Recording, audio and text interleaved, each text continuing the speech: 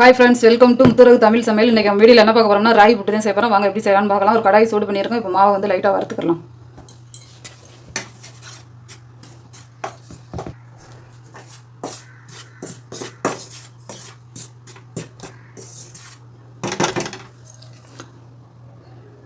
இப்போ மாவு வந்து நல்லா கை பொறுக்கிற அளவுக்கு இருக்குது. இந்த ஸ்டேஜில் வந்து ஸ்டவ் ஆஃப் பண்ணிக்கலாம். ஆற வச்சுட்டு அதுக்கப்புறம் நம்ம தண்ணி ஊற்றி மாவை புட்டு எந்த அளவுக்கு தேவையோ அந்த அளவுக்கு நம்ம பிசைஞ்சு எடுத்துக்கலாம். புட்டுக்கு வந்து இப்போ வறுத்த மாவு வந்து நல்லா இப்போ வந்து ஆறணும். இப்போ அதுக்குள்ளே வந்து நம்ம தண்ணி வந்து சூடு பண்ணிக்கலாம் புட்டு வேக வைக்கிறதுக்கு. புட்டுக்கு தேவையான அளவு சால்ட்டு சேர்த்துக்கலாம்.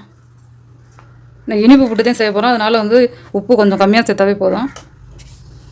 இப்போ நல்லா மிக்ஸ் பண்ணிவிட்டு தண்ணி ஊற்றி தெளித்து பிசைஞ்சு எடுத்துக்கலாம். புட்டுக்கு வந்து எந்த அளவுக்கு நம்மளுக்கு தேவையோ அந்த அளவுக்கு நல்லா தண்ணியை தெளித்து பிசைஞ்சு எடுத்துக்கலாம்.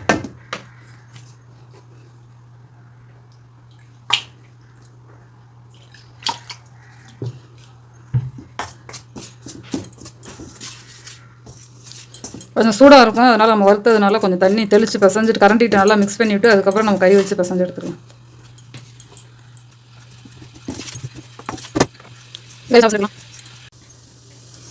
இப்போ புட்டுக்கு ஏற்ற மாதிரி நம்ம மாவு நல்லா பிசைஞ்சாச்சு. இந்த அளவுக்கு தான் இருக்கணும் மாவு. ரொம்பவும் தண்ணி தரக்கூடாது, ரொம்பவும் தண்ணி இல்லாமல் பிசைஞ்சிடக்கூடாது.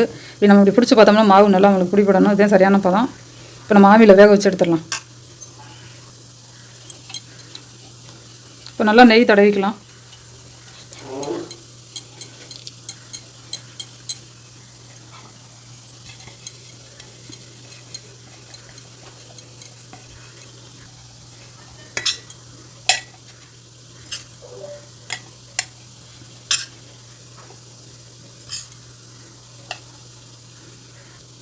நல்லா அமுத்தி வச்சு விட்டுலாம்.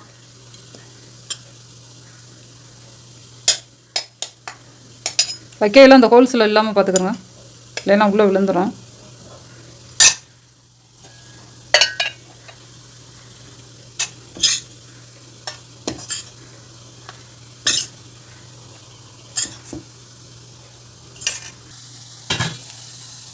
வேக வச்சிடலாம்ல ஆவியில். ஒரு 8 to 10 நிமிஷம் ஆகும் வேகிறதுக்கு. அது வரைக்கும் நல்லா வேகட்டும். இப்போ புட்டு வந்துருச்சான்னு ஓப்பன் பண்ணி பார்க்கலாம். நல்லாவே வந்துருக்கு, நல்லா தெரியுது. இப்போ நம்ம வந்து ஆஃப் பண்ணிடலாம் ஸ்டவ்வை. ஸ்டவ் பண்ணிவிட்டு அப்படியே ஒரு 5 minutes விட்டுடலாம். அதுக்கப்புறம் நம்ம எடுத்து ட்ரான்ஸ்ஃபர் பண்ணிக்கலாம்.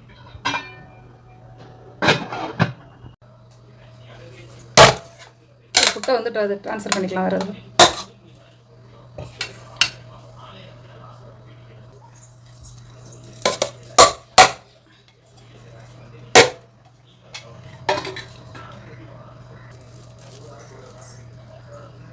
நெய் 2 ஸ்பூன் ஆட் பண்ணிக்கலாம்.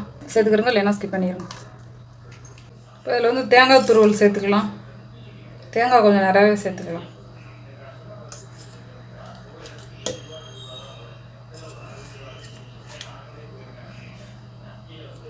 ஏலக்காய் 1 டீஸ்பூன் சேர்த்துக்கலாம்.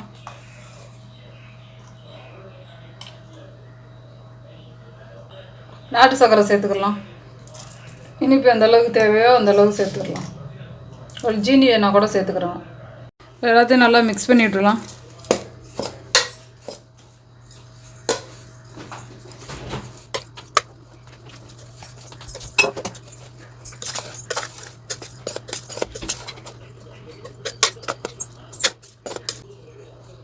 சூப்பரான புட்டு ரெடி ஆகிருச்சு. ராகியில் அதிகம் கால்சியம் சத்து இருக்குது. நீங்களும் உங்கள் குழந்தைகளுக்கு கண்டிப்பாக செஞ்சு கொடுங்க. சாப்பிடாத குழந்தைய கூட இந்த மாதிரி ஸ்வீட்டாக செஞ்சு கொடுத்தா சாப்பிடுவாங்க. உங்கள் வீடியோ பிடிச்சிருந்தா லைக் பண்ணுங்கள், ஷேர் பண்ணுங்கள், சப்ஸ்கிரைப் பண்ணுங்கள். மறக்காம பக்கத்தில் இருக்க பெல் பட்டனை கிளிக் பண்ணிடுங்க.